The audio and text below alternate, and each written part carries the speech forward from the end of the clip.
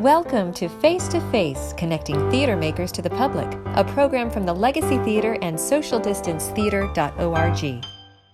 Hi, my name is Colin Sheehan, and welcome to another episode of Face to Face.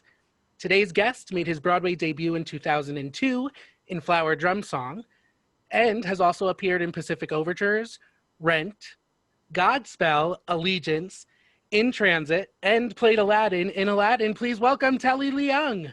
Hi, Colin. How are you?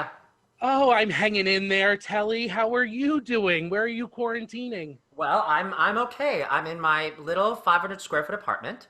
I live in Hell's Kitchen in Midtown Manhattan, so I live just blocks away from the theater district, which is very quiet right now. And I share this tiny space with my husband. He works at the Smithsonian, and he is working from home. So, our bedroom during the day from 10 to 6 turns into an office. And then the living room where my piano is is sort of has become my office during the day. And then at 6 we decide to stop working and actually have some life together, especially with the work-home balance being a little off because, we're all working from home.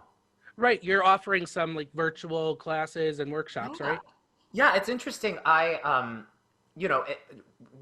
During this difficult time, while venues are shut down and we're not able to connect with people, I think it's forced all of us as artists and teachers to find new ways to connect with people. So I have been teaching a lot on Zoom and on Skype and FaceTime, and I've also been doing a bunch of virtual performances and things, either for charity or for corporate clients. So it's actually been really it's been an interesting time, But they say the best art comes when art isn't easy to be made. It's when it's easy to make art, it's one thing, but when you're really challenged on how to do it, you come up with some resourceful ways to do it. Right. Well, I mentioned you've been in a million Broadway shows. When did you realize you wanted to become a performer? It's so hard to trace back to that particular moment, but I vividly remember being 8 years old, and I grew up in Brooklyn in New York, so I was a short, token ride, MetroCard ride away from Manhattan. But because I had immigrant parents, they were immigrants from China, they didn't know anything about the theater. So I didn't have a Mama Rose growing up. I didn't have stage parents. If anything, my parents wanted me to, do well in school and go to Harvard or Yale and become a doctor one day, like a lot of traditional Chinese parents do. And so because they were so adamant on academics, they actually forbid me to watch cartoons after school, after I finished my homework. So they said the only television I could watch cartoons on a Saturday, but on weekdays, you couldn't watch cartoons after school. You only could watch PBS, educational TV. And, as I'm watching PBS as a little kid and watching Sesame Street and Square One and 3-2-1 Contact and all those shows, I stumble upon great performances. And that was my first exposure to musical theater, was Into the Woods, which was filmed live at the Martin Beck. That original company, Joanna Gleason, Chip Zien, Bernadette Peters, and that was my first exposure to a musical. And I didn't even know what I was watching at 8 years old. I just knew that I knew those fairy tale characters, and I loved it. All of a sudden, they would burst out into song, and I was like, what is this place? There's an audience there? What's happening? So I think that's what first piqued my curiosity about it. Thank God for PBS, right? Right. Well, you didn't go to Yale, which is a little bit away from here in Branford. You ended up going to Carnegie Mellon University.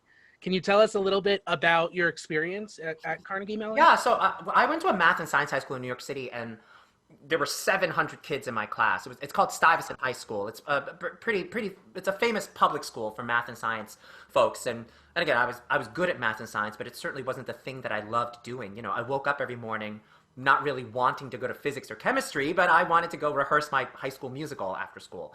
So when it came time to apply to colleges, I applied to half my parents called real college, where I was going to get a real degree and, hopefully go to Harvard or Yale and go into medicine or go into law or go to MIT and study engineering or something. And it was always my parents' dream for me to go to Yale. But I got to apply to the other half of the schools were schools that I wanted to apply to. And Carnegie Mellon ended up being a school that my acting teacher had recommended to me. And so I applied, sight unseen. I didn't know much about the school except for the reputation and the alum that had gone there. And, this was really before the internet, so it wasn't like you could Google Carnegie Mellon, really. Like, we got those thick college books, and that's how you researched, where you wanted to go to school. And so I applied. And what ended up happening was I didn't get into Yale. And I remember actually my parents being very sad about it. And in protest, as a angry teenager, I actually stapled the rejection letter on their bedroom door. I remembered, because it was such a thing. I was like, "See, I'm not going. So can I do what I want with my life now?"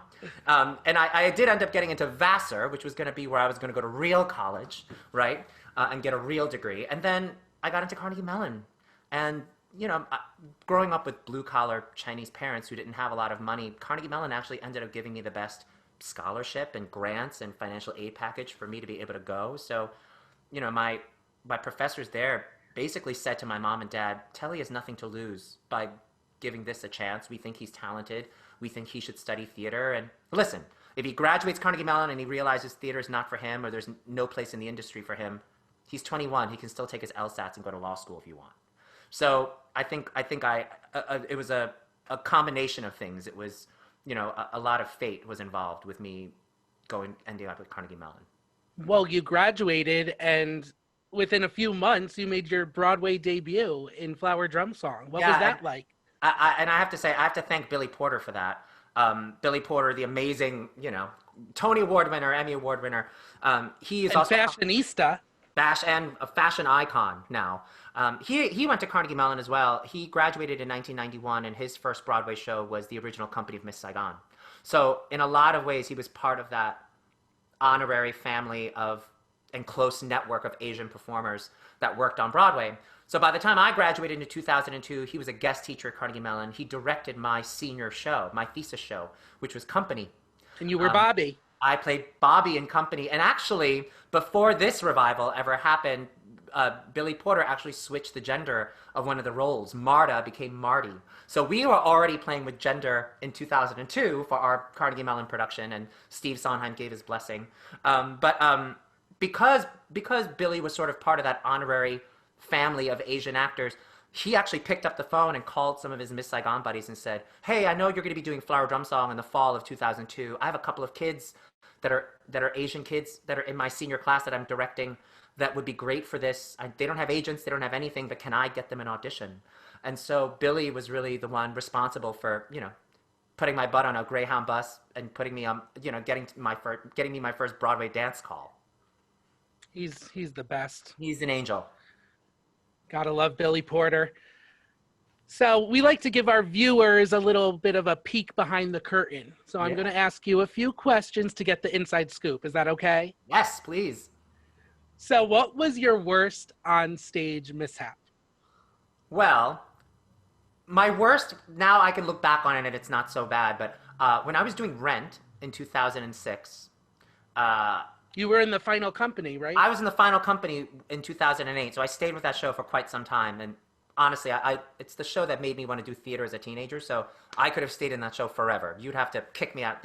I literally stayed till it closed, till they kicked me out the door. Yeah, I think I saw that show probably like 15 times. And every time I'd go into the city and I'd be with a friend who said they didn't like Broadway shows, that's the show. I would bring them we'd do the rush, get a ticket for $20. There you go. But I understudied Angel at first. And, when you go to understudy rehearsal, they give you as much as they possibly can in understudy rehearsal. So I got the Angel belt. I got the heels to work with.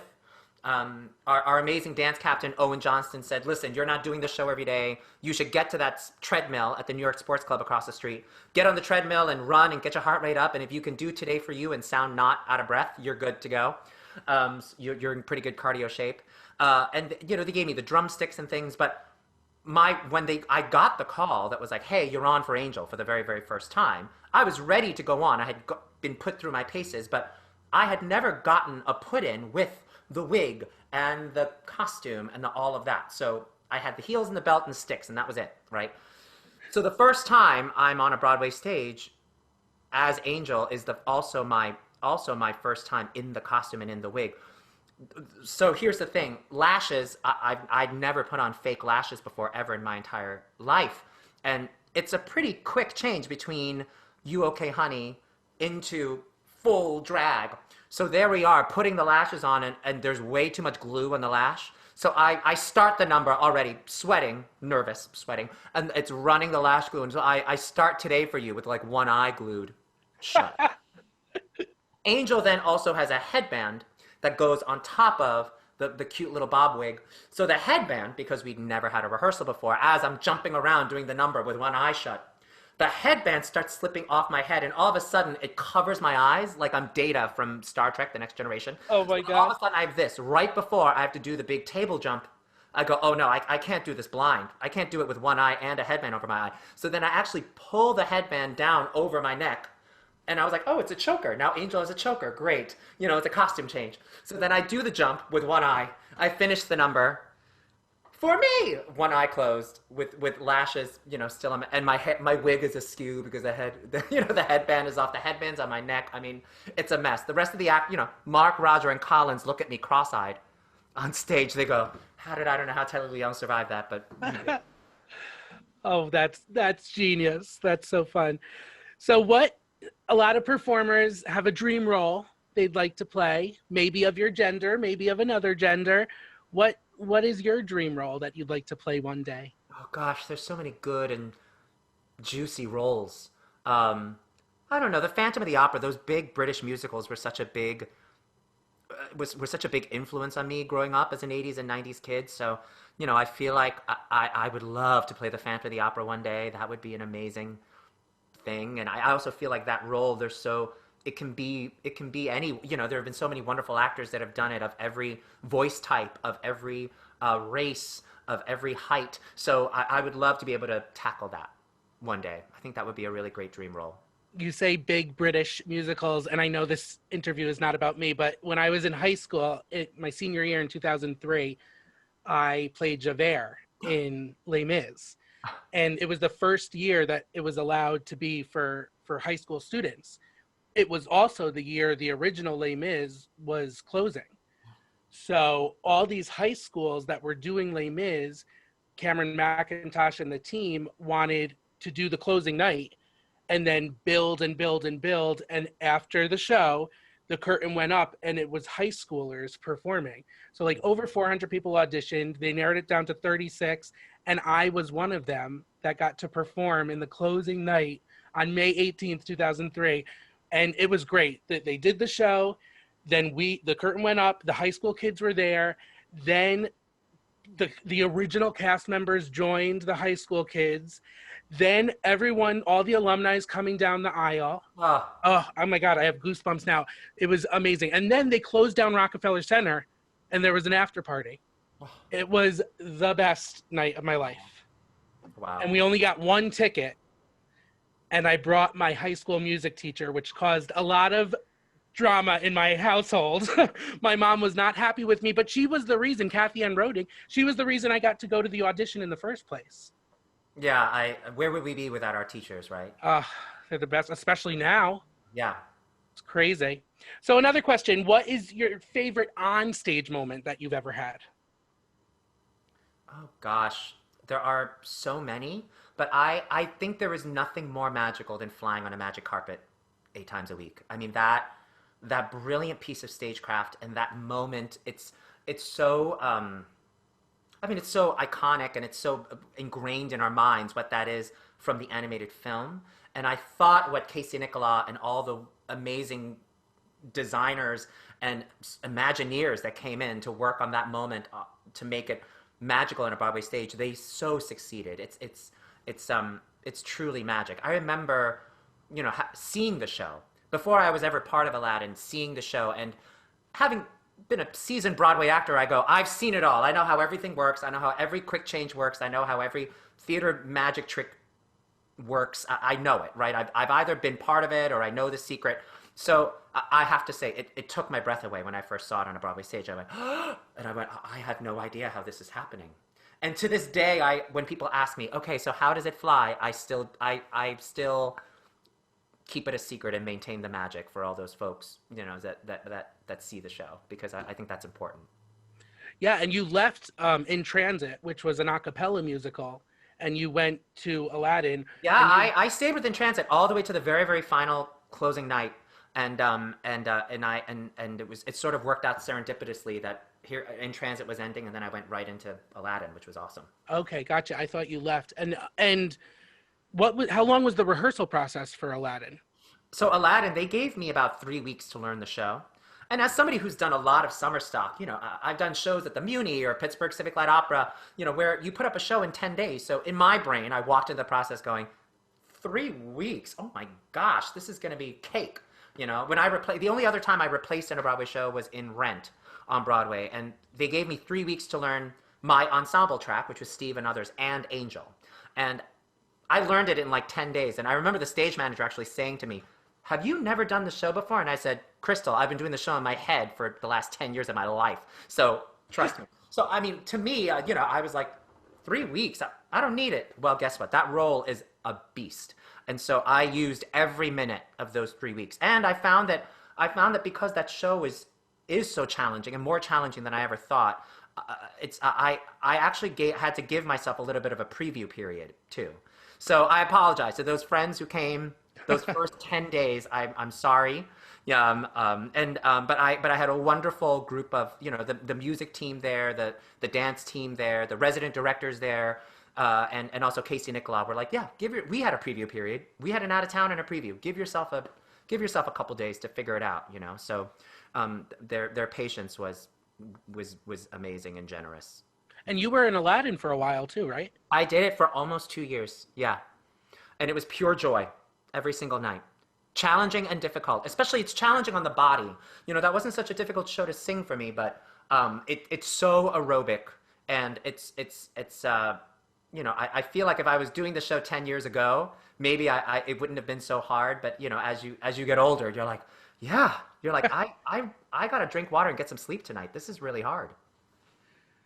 So we got your favorite on-stage moment, and there's a lot that happens backstage too. So what's your favorite backstage moment?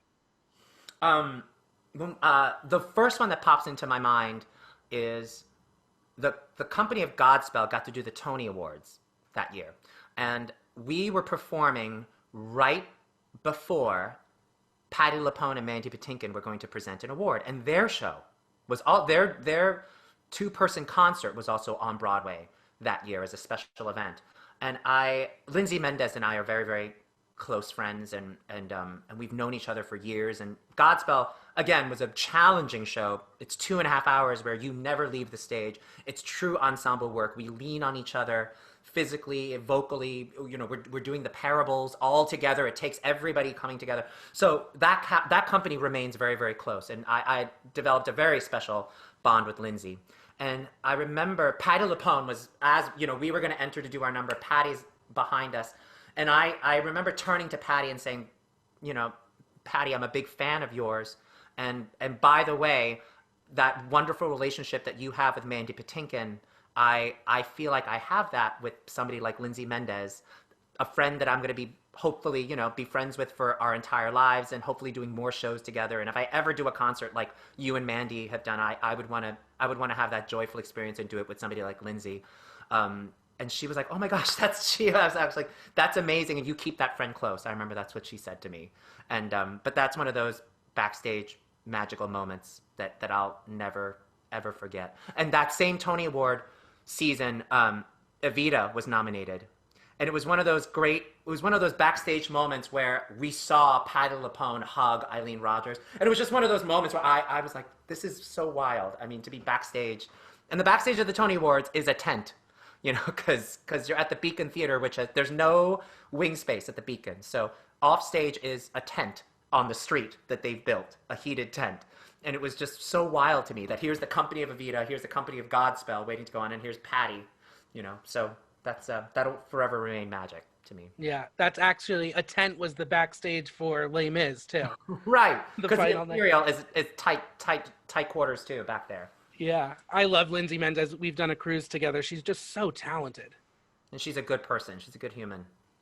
And doing Broadway shows, you get a lot of celebrity pop-ins backstage and in the audience. Do you have a celebrity that you've met or even worked with that, you have a story of something that either surprised you or you were just in awe that you were actually meeting this person? Yeah, the first one that pops into mind, and honestly, it's because one of my favorite shows on television right now is Mrs. America, starring my other Godspell castmate Uzo Aduba as Shirley Chisholm. It's such a phenomenal show, but you know, Gloria Steinem is on that show. And when we were doing Allegiance, we got to meet Gloria Steinem, and to me, that is somebody that is. I mean, we've met a lot of celebrities backstage over the years, but to meet somebody like that, somebody who is such a huge part, such an iconic part of the women's movement, and is incredible. And ironically, that same night that Gloria Steinem was there was also the same night that Miss Universe was there from the Philippines. So it was such a bizarre dichotomy. I mean, there's this great picture of, you know, Gloria Steinem and Miss Universe, you know, a beauty pageant queen, both sides of the spectrum, with me and George Takei and Lea Salonga. And I was like, this feels like a Broadway Twilight Zone moment.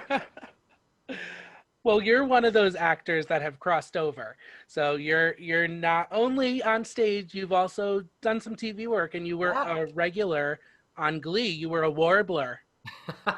What was it like being a series regular on a show that all these musical theater nerds loved? Yeah, well, I wasn't technically a regular. I was guest star or a co-star. But it was one of those things where, as a guest star or co-star, they usually say, "Oh, you might recur on this.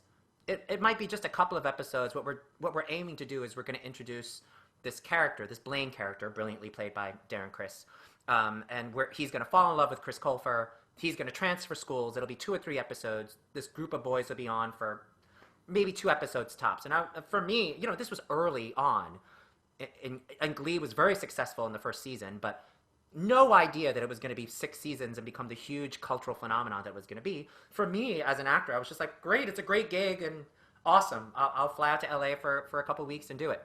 What ended up happening was that teenage dream moment that where Darren introduced the Warblers and was his introduction as a character was so, I think it really struck a chord, especially with a lot of young teenagers who were starting to explore their own identities, whatever that was, you know, and really come into themselves. I felt like they really connected to that moment, to that love at first sight moment between Chris Colfer and Darren Criss, and they also fell in love with this group of boys that were at a prep school but were all accepting and didn't tolerate prejudice and hate. And I think so the fans clamored for more. And so as Glee went on, I think the writers and the producers had a certain idea of what the season was going to look like. But then because the fans loved Darren and these boys so much, we just started getting written into more and more episodes. Even sometimes when we didn't belong there. And you're like, why did we all of a sudden cut away to Dalton Academy? I have no idea, but the fans loved it so, and I was thankful for the work. So it was a great experience, and I don't think anybody knew. It was season 2. Nobody knew what it was going to be. I think everybody was just thankful for the work and thankful to be there. And I don't think I would understand the impact of it till much later.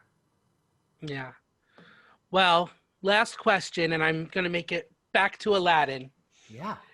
If you can have one wish granted by the genie right now in the world we're living in, what would that be?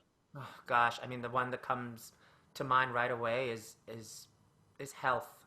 You know, it's in our lifetime, none of us have lived through a pandemic like this, and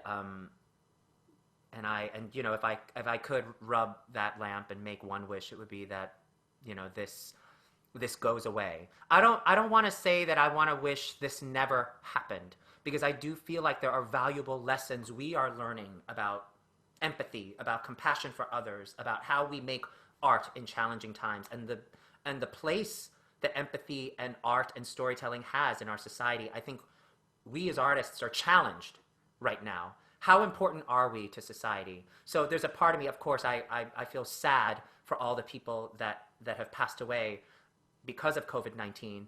But I also do feel like we as a society, you know, we are learning something from this.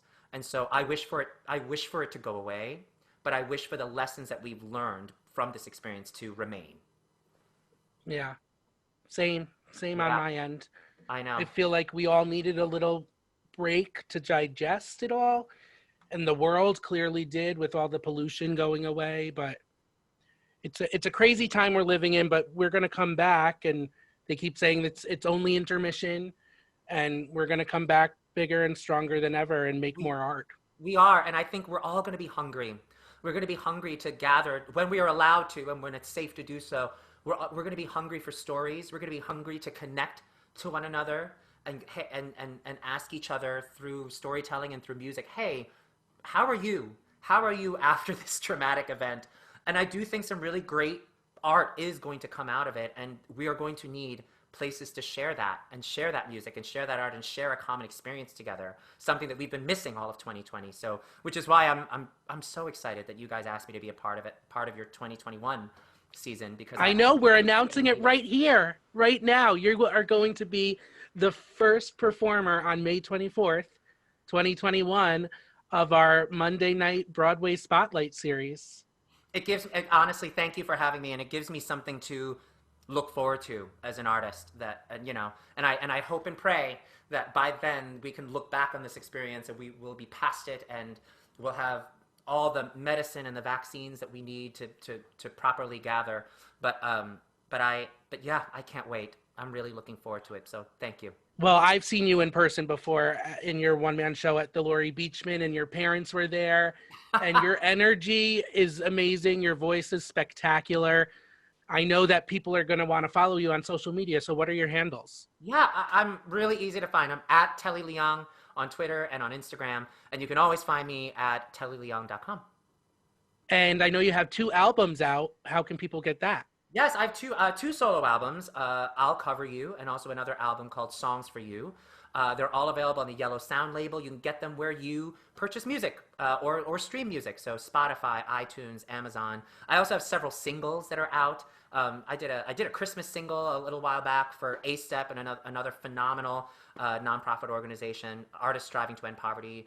I had some fun dance music actually that I released last year for World Pride, a remix of New York State of Mind. So there's a whole variety of things, as well as cast albums and things that are on there too. So if you're looking for some new music to stream, I hope you come and find me. Thanks so much again for doing this. We can't wait to see you in Branford, Connecticut, and we'll see you at the next face-to-face episode. Bye, Telly. Bye, guys. Thank you for joining us on Face to Face. We would like to thank our sponsors, Oak Tree Development and the Community Foundation for